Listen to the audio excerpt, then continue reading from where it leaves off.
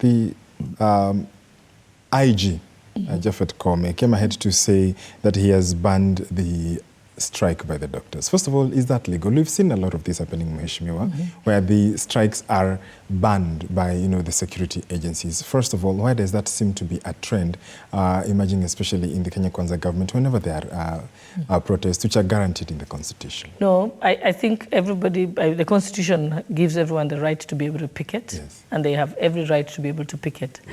But if it is beginning to cause an insecurity concern, then the IG will have to take action. Where do you think yes. there has been? But I don't know. I haven't seen any security incident, except the other day in Parliament, the doctors were picketing outside Parliament, and we were starting a session at 2:30, and we know we need a quorum to be able to start the session, and so many members of Parliament couldn't get into Parliament because the doctors had blocked the entrance into Parliament. And I was trying to explain, somebody go and tell them that that afternoon session, one of the petitions that was being presented before Parliament was the doctor's petition by Honorable Pukose, who's the chairperson of the Health Committee.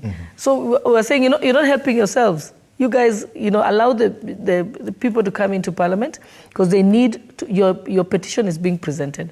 And the petition is now before the Health Committee. Okay. And I would urge the doctors to appear before the Health Committee and raise their issues. Because perhaps they were trying to get the attention of the legislators, because it seems with this stalemate entering day 35 tomorrow, do you think that, is there an end in sight in your view? I think there'll be an end in sight. We've had this kind of protest before. It has happened with the teachers. Okay. It has happened with the nurses. But I think you can't say, I want to have all this or nothing.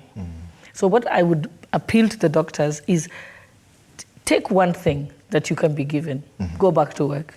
You can always come back and negotiate for the second point and the third point and the fourth point. Okay. But you can't say, we want everything. Yes. Some, medical services, of course, are devolved. Do you think that the county governments are doing enough to, supplement and handle their part? I think the challenge that has existed actually among the doctors, which is one of the issues that when I spoke to them, they said to me that you also find that because health is devolved, and each county has a public service board that hires them. So you find that in one county, if you're a doctor of so many years experience, at this level, you get this amount of money. But if you go to another county, it's different. So in fact, that's why the doctors kept saying they want to have like a health workers commission, like the teacher service commission, because there is inequality. In some counties, the doctors, have earn a different amount, have different terms and conditions. Some have health cover, some don't, depending. It varies from county to county, and therefore, I would say that they need to engage with the Senate to ensure that, because the Senate is on that oversights counties, to try and create some uniformity, because I think that's also part of what they are unhappy about. Yes. So, in part of the plan in the Kenya Kwanza Manifesto, it was, of course, enumerated that, this lucrative industry that is the health profession would be able to be attractive enough. But do you think that, in the way that things are going, you will be able to stick still to the plan? Yes, I think we'll still be able to stick to this plan, but also let's compare. Why do you think a lot of Indian doctors are here in Kenya?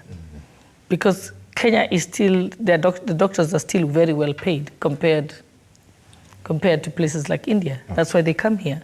Yeah, you look at a lot of the private hospitals, they bring in doctors from India. Yes. Why?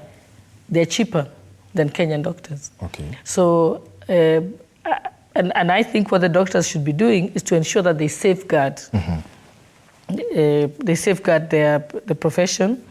They ensure that they're able to be guaranteed employment. And like I said, what we should be asking ourselves is that currently they need to do the internship. Before, in a few years ago, we used to have like 300 doctors every year. Now we have 1,500 being produced every year. But they need to serve the internship. Okay. So we need, and the government is saying, for us to absorb all of them to go through the internship, this is how much you can pay. Yes. Oh. And if the doctors insist that they need, let's say 200,000 for the internship, then it means the half of them will be taken, and the other half will be left.